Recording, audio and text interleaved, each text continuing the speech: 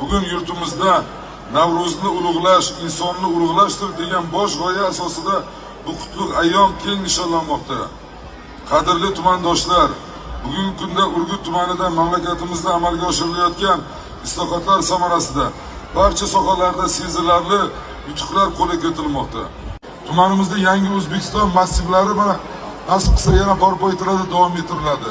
100 minglik eko shahar quriladi nasib qilsa. Tadbirlarda, bayramlarda o'tkaziladigan chiroyli bog'lar barpo etiladi. Fursatdan foydalanib, yana bir bor hammalaringizni mana Navro'z bayrami bilan tabriklayman. Ulug' mana bayramimiz kirib kelayotgan Hayit bayramlari bilan tabriklayman.